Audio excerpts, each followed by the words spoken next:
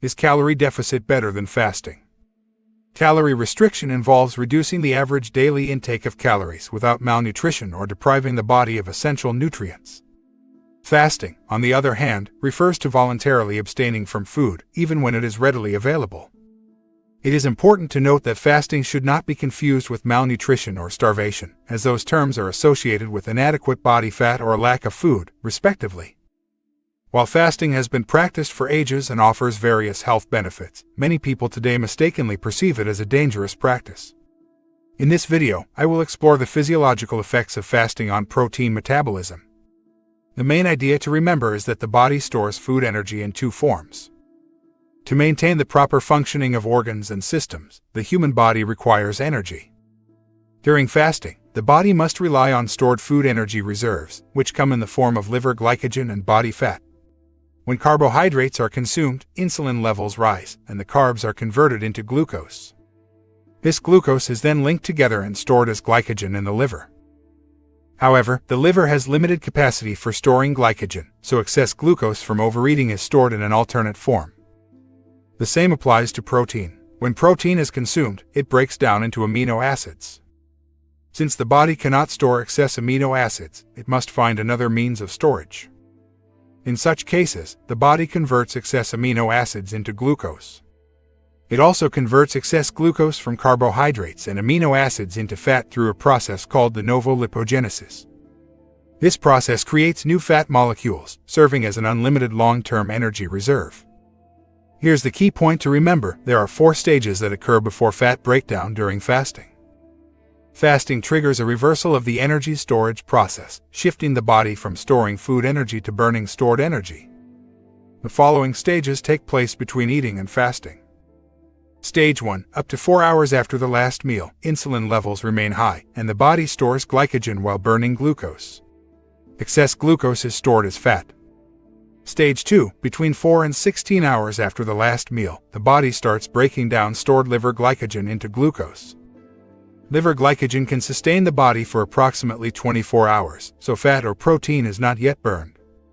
Stage 3. After 16 to 30 hours since the last meal, stored glycogen begins to deplete, and the body starts breaking down protein to produce glucose.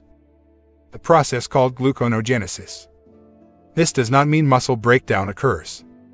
Stage 4. From 30 hours to 24 days since the last meal, the body begins burning fat stores for energy. Only red blood cells, the brain, and the inner kidney continue relying on glucose, which is sourced from the breakdown of triglycerides and a small amount of protein. The key point to remember is that intermittent fasting is much healthier than calorie restriction diets. Studies indicate that alternate day fasting leads to fat loss without muscle loss. Participants in these studies ate normally on some days and fasted for 24 hours on alternate days. They experienced a reduction in waist circumference and cholesterol levels. However, those who followed daily calorie restriction lost a similar amount of weight but lost significantly more lean mass than the fasting group. In fact, intermittent fasting resulted in a 2.2% increase in lean mass, while calorie restriction only led to a 0.5% increase. Intermittent fasting keeps the basal metabolic rate stable and suppresses the hunger hormone ghrelin. Conversely, calorie restriction reduces metabolic rate and increases ghrelin production. The key point to remember is that fasting actually energizes rather than exhausts the body. Contrary to popular belief, fasting does not weaken the body. Instead, it activates the sympathetic nervous system and releases counter-regulatory hormones into the bloodstream. Counter-regulatory hormones increase when glucose and insulin levels decrease. The influx of cortisol, adrenaline, and growth hormone during fasting energizes the body. This mechanism ensures that individuals have enough energy to seek food. If fasting made the body weak, humans would not have been able to gather energy to find food and survive periods of famine. After 4 days of fasting, energy expenditure increases, leading to elevated body heat as vital organs receive necessary fuel.